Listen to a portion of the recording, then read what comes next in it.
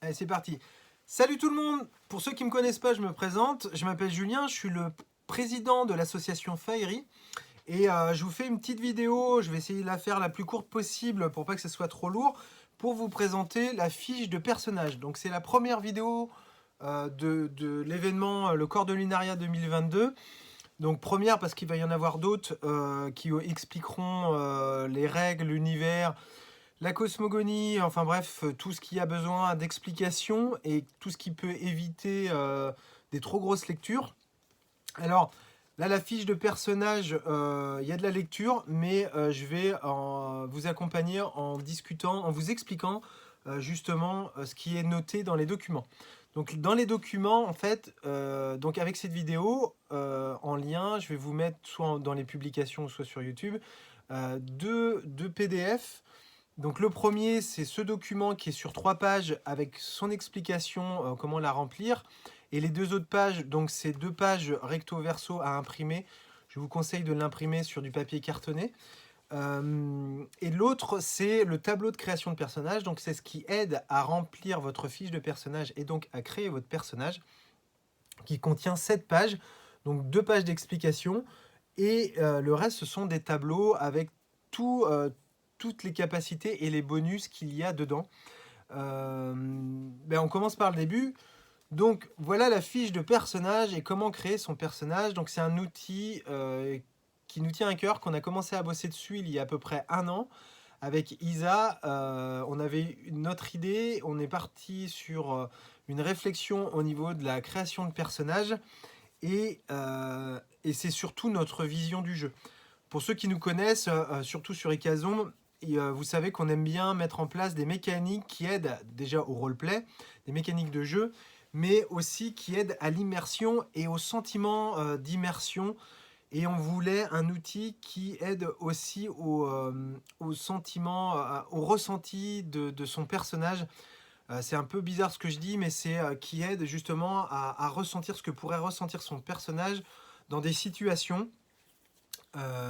Et donc, du coup, on a planché sur un doc euh, qui devient accessoire de jeu et qui permet ça. On est parti sur une idée première, c'est qu'on voulait un outil qui puisse facilement créer un personnage de façon ludique et de façon rapide, tout en ayant un peu de profondeur, sans trop l'alourdir bien sûr, euh, parce que parce qu'on voulait s'enlever une grosse problématique. Nous, déjà, c'était une problématique de travail en amont et pendant le jeu pour gérer et écrire des personnages.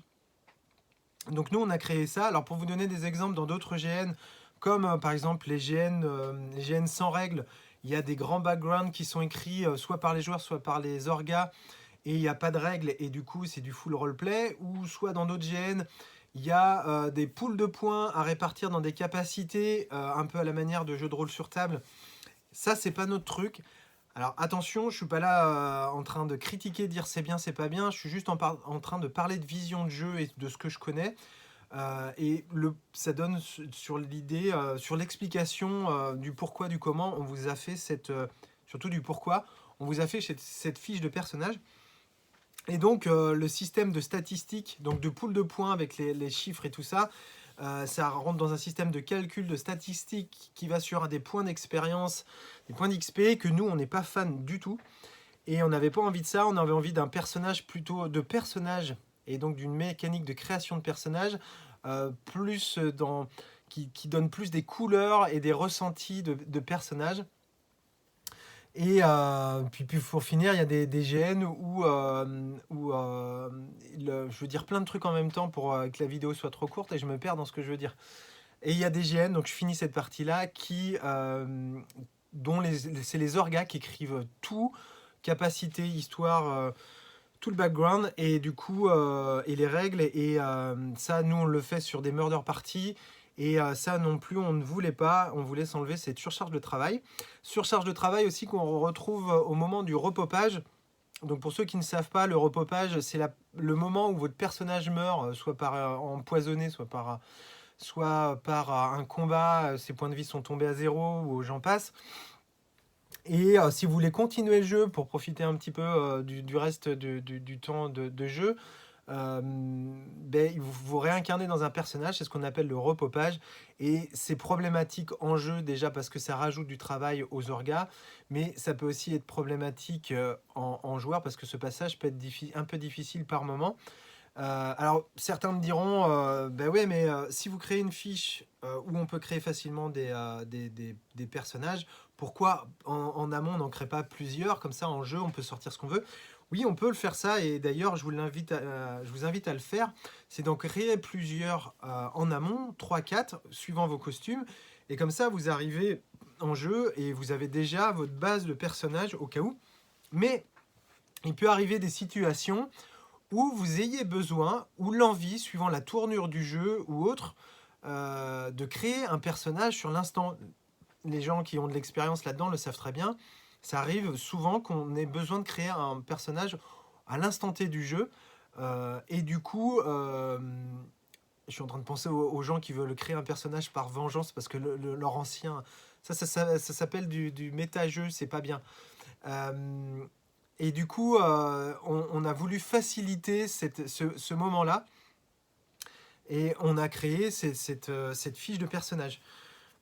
C'était vraiment l'idée principale, et il est vite devenu la réflexion avec Isa de se dire qu'on va faire un outil rempli aussi de positif, et rien que du positif, parce que on trouvait un peu décalé à chaque fois qu'un personnage, un personnage fort, pour prendre en exemple facilement, un personnage qui a de la force aura un côté plus positif, c'est-à-dire positif pardon, à jouer, qu'un personnage qui est quand même maladroit, chétif et tout ça. Alors je sais qu'il y en a certains qui ne seraient pas d'accord aussi là-dessus, parce qu'il y en a qui visent plus le roleplay que autre chose, mais ça reste quand même possiblement une tare de jouer de tels personnages. Et nous, on a essayé de travailler justement les bonus de chacune de ces caractéristiques pour donner du positif. Donc jouer quelqu'un de fort ou quelqu'un de chétif ou maladroit, ce sera tout le temps positif. Le seul petit point que je peux appuyer là-dessus, le petit bémol, c'est qu'en faisant comme ça, on s'est vite aperçu qu'on pouvait rentrer dans des personnages un peu berserkers. Et du coup, on a essayé de réduire un petit peu la voilure. Je vous expliquerai à quel niveau. On a été obligé de réduire certains bonus. Non pas qui donnent des malus, mais qui tirent un petit peu la création vers le bas pour équilibrer justement, pour éviter d'avoir des trucs high level. Ça n'empêche pas de créer des personnages hauts en couleur ou de différents chemins, de différentes venues. Je trouve pas le terme, mais tant pis pour vous, vous prenez ce que vous voulez, de différentes contrées. Et on vous invite justement à tester. C'est d'ailleurs pour ça qu'on vous le partage aujourd'hui, parce que nous on a fait des tests, on les a fait tester, d'ailleurs on a crédité les testeurs sur les explications. Maintenant c'est à vous, on a besoin d'un petit peu de sang neuf pour ça, pour voir s'il reste des coquilles, s'il reste des problématiques de création. Si vous trouvez ça génial, n'hésitez pas à le dire, ça nous fera du bien au cœur aussi. Et c'est pour ça qu'on vous balance ça tout de suite, et je vous l'explique directement parce que ça fait déjà 8 minutes que je suis en pleine explication sans vraiment avancer. Donc, je vous le disais, qu'est-ce que c'est que ça? Déjà, ça, c'est notre vision du jeu, comme je viens de vous l'expliquer, mais aussi dans l'entièreté de l'outil. Pourquoi? Déjà, visuellement, même si c'est un accessoire de jeu qui appartient au joueur, mais que le personnage n'a pas, en fait, certains diraient que c'est un accessoire hors jeu. Mais quand même, il a besoin d'être sorti en jeu au besoin si vous avez besoin de regarder certaines capacités à l'intérieur. Donc c'est pour ça qu'on l'a fait au visuel médiéval comme ça. Je vous rassure, on vous fera une version en noir et blanc pour ceux qui ne veulent pas cramer trop d'encre de leur imprimante. Et c'est un outil aussi qu'on changera le visuel pour les prochains événements. Alors peut-être pas Hécatombe, parce que Hécatombe tourne bien maintenant et il n'y a pas besoin de ça. Quoique on verra, ça se trouve on s'amusera à faire quelques préquels et il y aura besoin, on s'amusera à y glisser ces fiches de personnages. mais possiblement pour nos murder parties, on verra si on pourra les mettre. Nous, on aimerait bien en tout cas. Donc ça, c'est un visuel pour le corps de Lunaria. Donc comment ça se passe? C'est un outil qu'on a mis en 3 volets, qu'on a créé spécialement pour ça. Donc je vous conseille de l'imprimer donc recto verso, la page 2 et 3 sur un papier cartonné, parce que vous allez le trimballer en jeu. Ce format là c'est cool parce qu'il peut être mis dans un bouquin, il peut être mis dans votre poche où vous voulez le rouler en parchemin peut-être même. Donc ça c'était une des premières idées. Deuxième idée, donc c'est le visuel. Ici vous mettez le nom de votre personnage et vous tournez de l'autre côté. Ici vous avez le résumé de règles et ici vous avez un emplacement pour votre nom et votre prénom. Pourquoi? Parce que du coup si vous perdez votre fiche ou elle se mélange avec d'autres, tout de suite vous avez et le nom du personnage et votre nom, et elle peut vous être rendue sans que quelqu'un regarde dedans, s'il est très fair-play. Voilà pour l'idée première. Ensuite on ouvre à l'intérieur, du coup on se retrouve avec deux pages qu'on voulait pratiques visuellement, c'est-à-dire qu'on voulait qu'en un clin d'œil on ait le visuel du personnage et qu'on comprenne à quel personnage on a affaire. Et on a testé et franchement ça marche bien, et à la création et à la lecture du document. Franchement pour nous ça matche pas trop mal.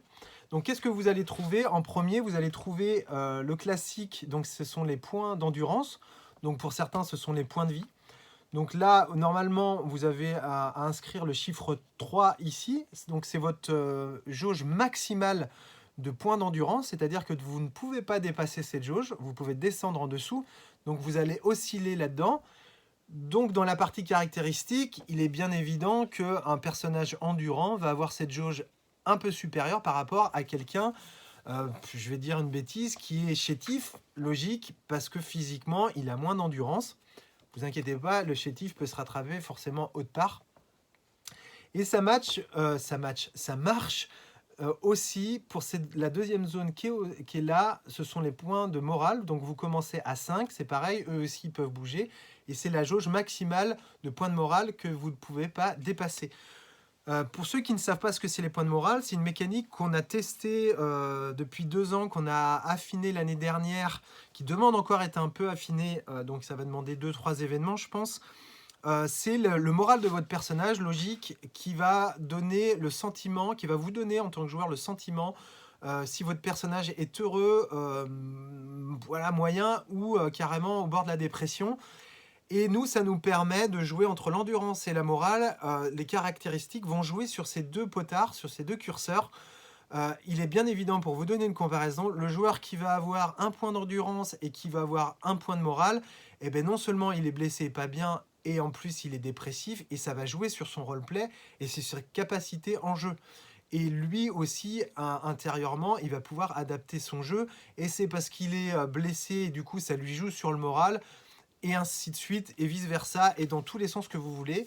Parce que en plus, la création de cette feuille de personnage, je vous l'explique, parce que certains sont un peu déroutés, il n'y a pas de protocole à suivre, il y a une explication, mais vous pouvez créer votre personnage dans le sens que vous voulez. Vous pouvez commencer par un savoir-faire en disant je veux être un notable, et terminer par votre physique, ou vice versa, commencer par votre physique et le savoir-faire, ou commencer par votre caractère en passant par votre niveau de vie.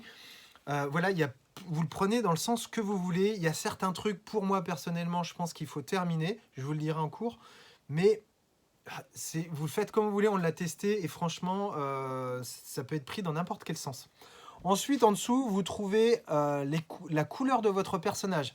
J'allais dire lait parce qu'il est possible des fois en jeu qu'on puisse gagner des couleurs. Les couleurs, franchement, il y a certaines personnes qui ne comprennent pas vraiment ce que ça peut être, et je peux le comprendre.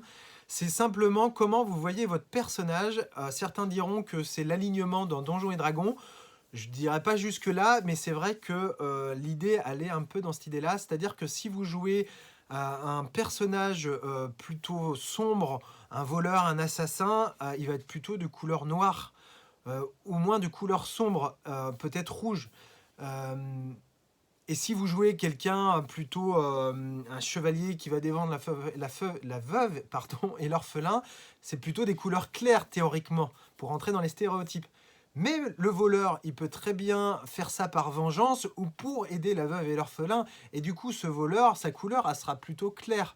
C'est à vous de décider la couleur. L'explication, elle est là. Il y a le listing des couleurs. De mémoire, je crois qu'il y en a 12 ou 13. Et c'est à vous de donner la couleur. Ça n'a pas une importance énorme sur la création du personnage.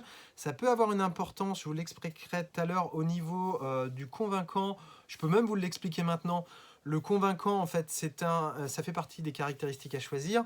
Le convaincant, il a un jeu de cartes avec des couleurs et en faisant son roleplay, s'il vous présente une carte avec votre couleur et il vous pose une question, vous êtes obligé d'y répondre si c'est votre couleur, c'est-à-dire qu'il a réussi à trouver, suivant votre jeu et votre personnalité, la couleur de votre personnalité, qui vous êtes réellement.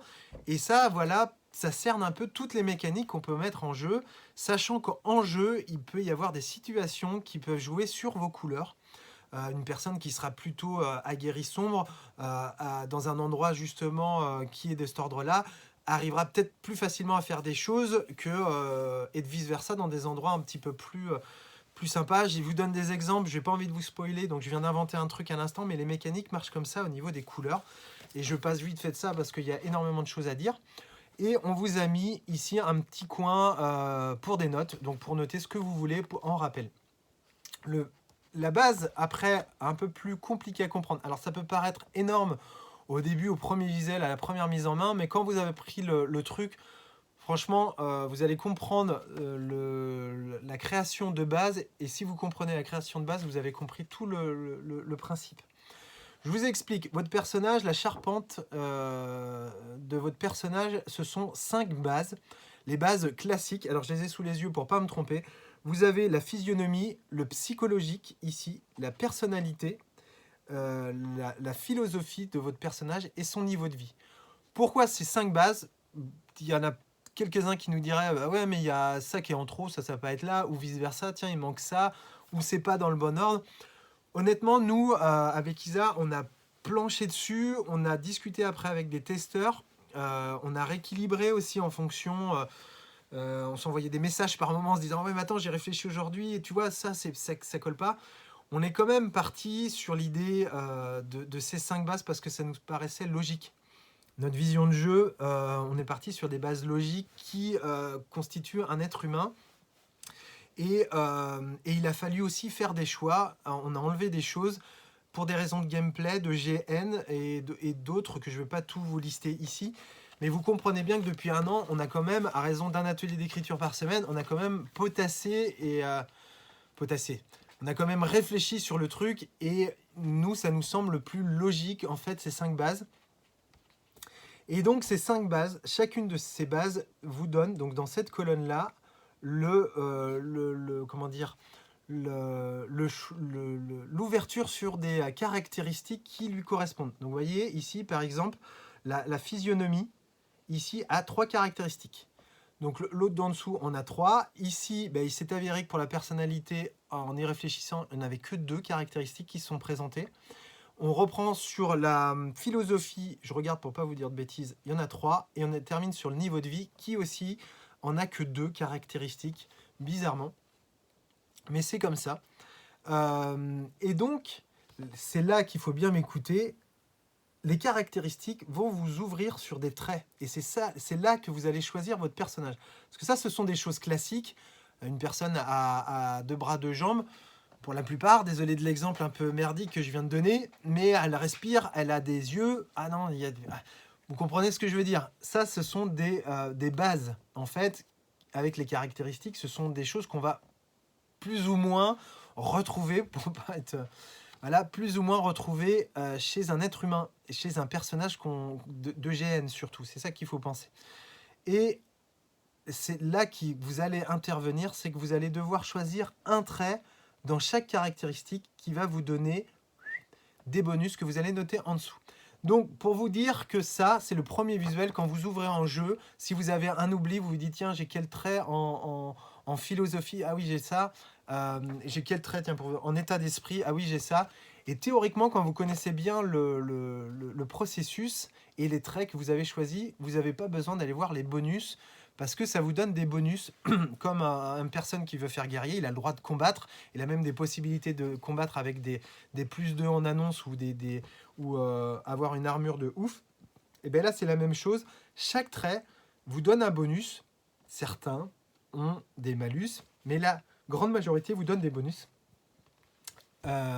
Et si vraiment vous avez oublié, on a créé l'intérieur exprès pour pouvoir noter les bonus, et vous avez juste à ouvrir en jeu et regarder, vous dire ok, ça correspond à ça, et vous refermez votre livret peinard. En gros, voilà l'idée du truc.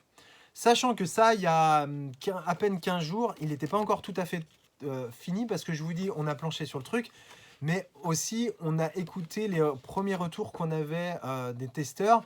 Et il y a, vous voyez par exemple la petite partie en haut ici avec les petits carrés, il y a 15 jours ça y était pas, et c'est une testeuse qui nous a dit ah ça serait bien d'avoir ça en plus pour avoir un rappel, parce qu'il y a des fois on ne sait pas où on en est dans le truc.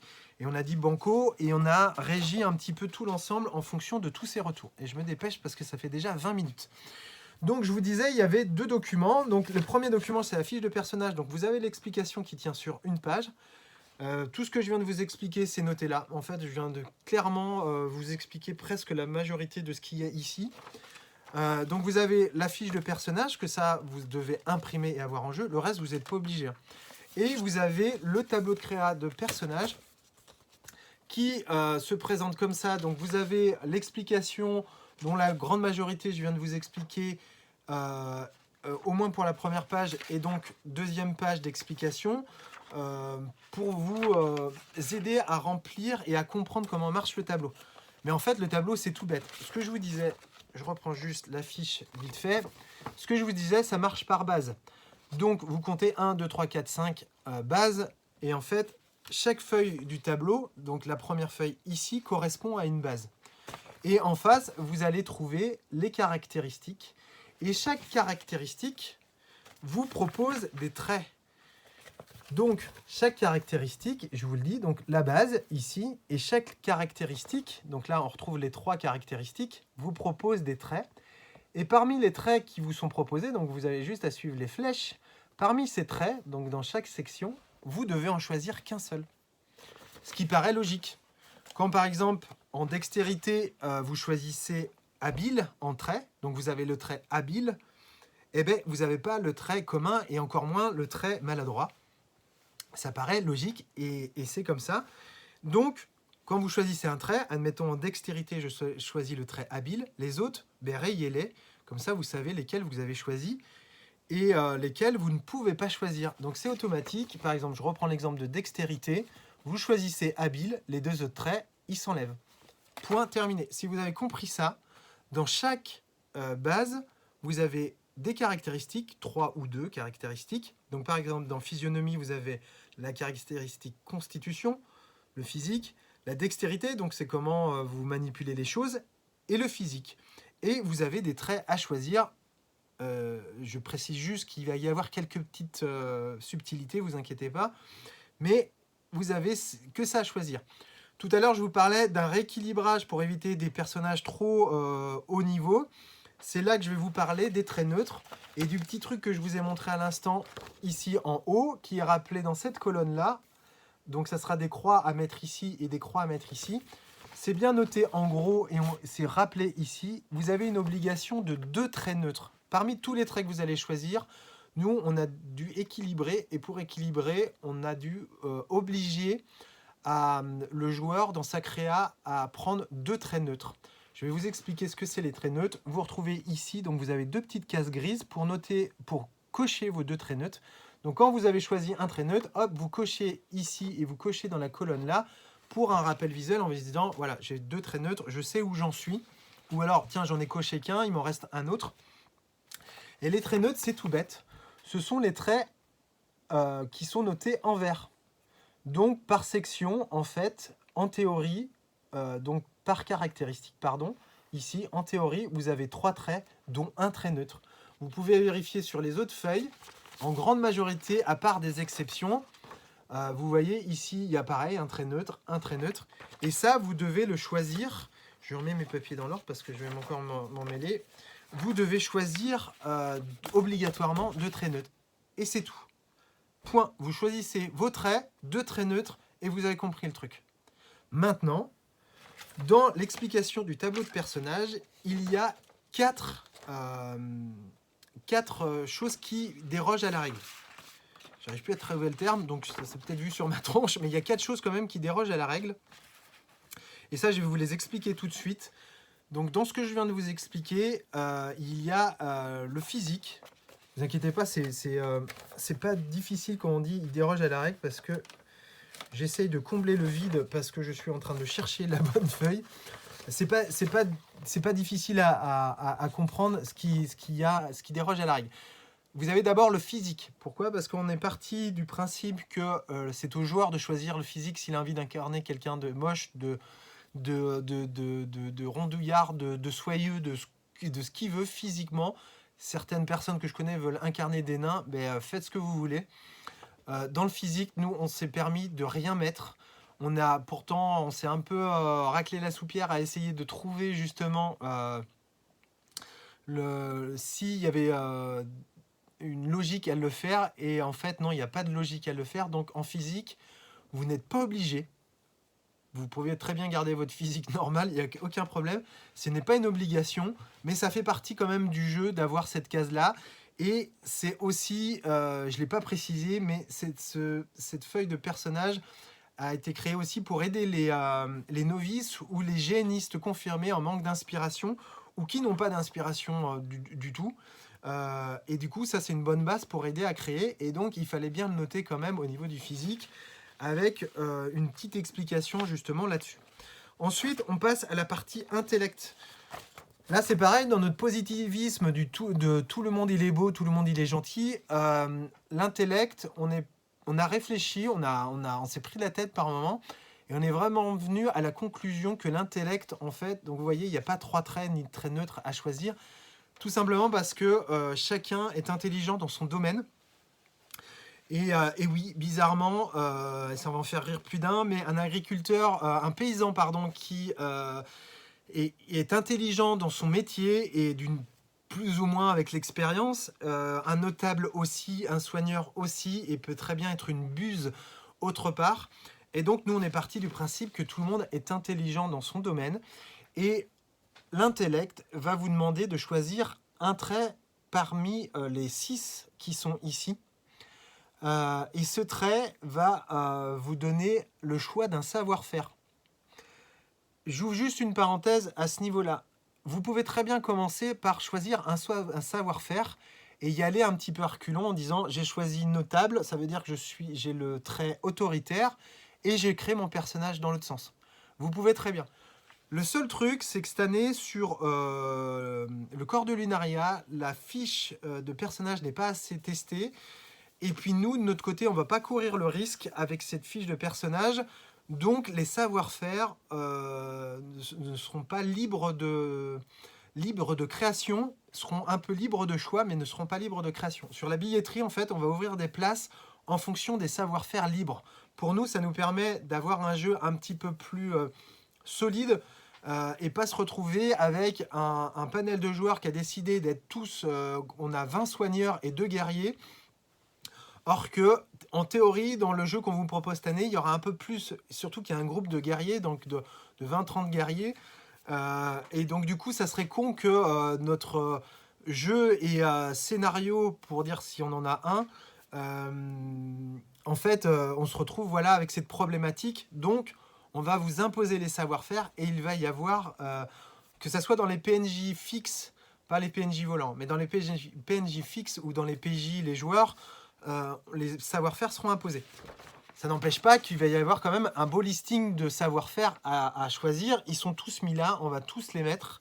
Alors ça va du notable seigneur, donc tout ce qui est autoritaire. Donc l'ingénieux, c'est tout ce qui est alchimiste, apothicaire, herboriste. Vous avez les manuels, donc ce que je disais, les manuels, arrête, pas la bonne blague. Le savoir-faire, le trait manuel. Donc vous avez des taverniers, des marchands, un bouilleur de cru aussi, donc le paysan. Vous avez même des mendiants. Vous avez aussi le trait créatif qui vous ouvre sur les bardes, les scripteurs. Vous avez le perspicace qui va sur l'arpenteur, des vagabonds.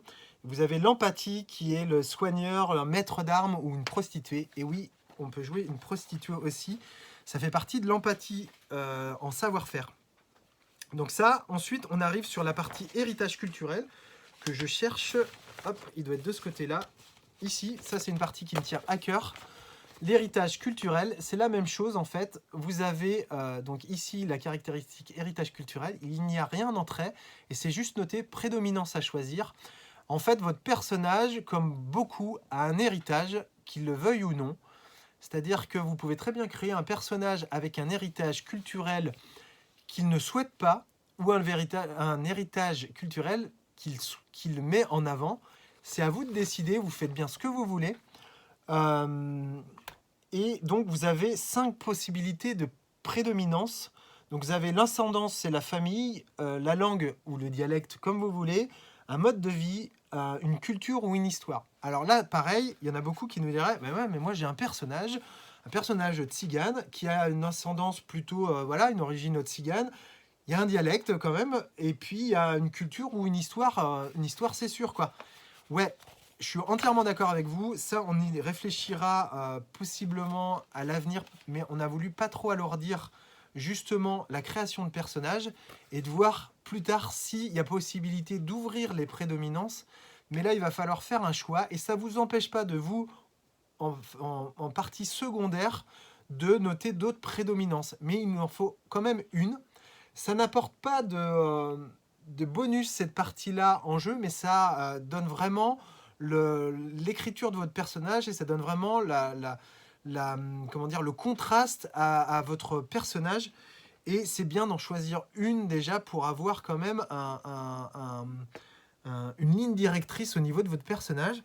Et après, qu'il l'accepte ou qu'il ne l'accepte pas, c'est-à-dire qu'il accepte sa culture, qu'il la cache et que ça lui serve un jour, qu'il se retrouve en face d'un clan qui partage la même culture, la même famille, ou qui parle la même langue, ou dans l'autre sens, un héritage, une épée de son père avec un sigle dessus, il ne sait pas d'où ça vient, et du coup, ça c'est son héritage, point terminé. Et il enquêtera peut-être un jour où il se retrouvera dans une situation où il trouvera ses réponses. C'est à vous de créer cette partie-là au niveau de votre personnage. Il reste la partie possession dans le niveau de vie à la fin, et c'est la 4e et dernière. Ici, c'est pareil, on est parti du même principe que le physique. C'est-à-dire que cette partie-là, comme elle est toute jeune, la fiche de personnage, on ne voulait pas s'imposer de trucs supplémentaires, on ne voulait pas alourdir la fiche.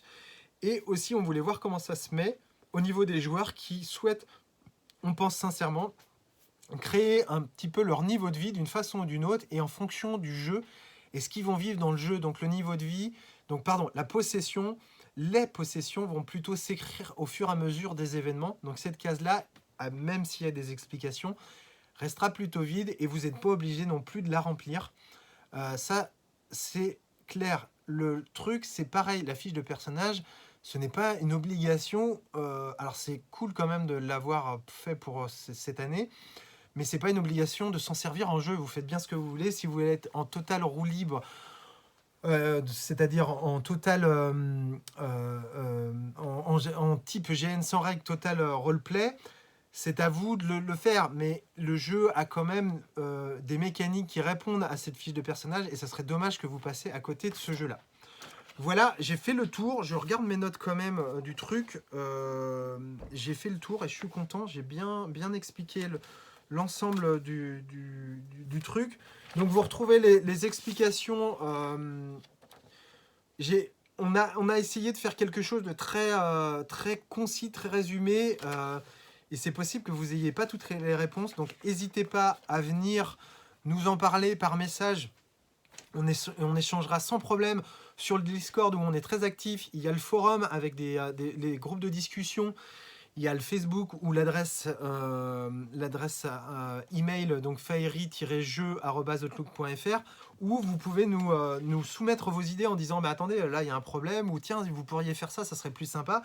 Et comme vous l'avez vu, on n'est pas chiant, au contraire, on est vraiment à l'écoute, ceux qui nous connaissent depuis Hécatombe. et savent très bien qu'on est à l'écoute justement du retour des joueurs et qu'on ne fait pas notre forte tête, bien au contraire, on prend toutes les idées et on échange. D'ailleurs, c'est pour ça que c'est une passion GN, parce qu'on adore échanger là-dessus. Donc n'hésitez pas à nous faire vos petits messages.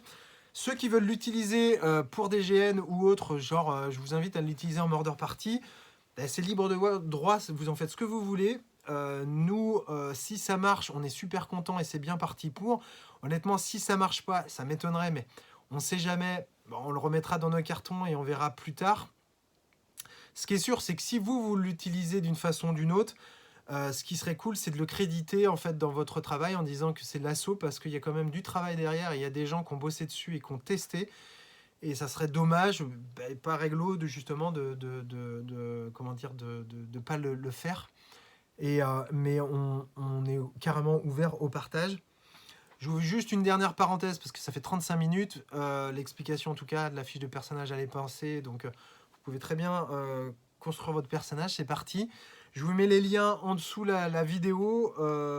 Pour l'assaut, c'est génial parce qu'on a beaucoup de choses qui se mettent en place là. Et c'est vrai qu'on est un peu en retard du coup sur l'organisation de Lunaria. Ça va rien changer au jeu. C'est juste nous, de côté écriture, on est très speed. Mais il y a des belles choses qui se mettent en place et il y a des belles rencontres qui se font et beaucoup de gens qui sont venus dans l'assaut. Là maintenant, je fais un clin d'œil à Sylvain et Antoine, les photographes, ça fait quand même maintenant quelques années qu'ils sont avec nous et qui font un travail super. Et on est super content de les avoir. Je fais un coucou à Célia et à Steve aussi. Moi, j'aime bien faire citer les gens sur les supports parce que je trouve que c'est cool et c'est de leur faire un hommage par le travail qu'ils donnent. Donc Célia et Steve avec leurs amis à 4 sabots qui ont une petite écurie et du coup qui sont avec nous, qui viennent avec nous pour partager tout ça, et c'est que du bonheur.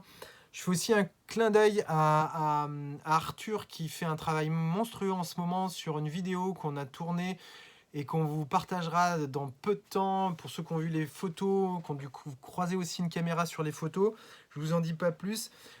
Et puis un dernier clin d'œil aussi à tous ceux qui sont venus renforcer l'orga et l'écriture. Donc Baptiste là qui lance la partie alchimiste et qui est à fond et qui est en train de faire un truc aux petits oignons. Et Didier aussi qui est en train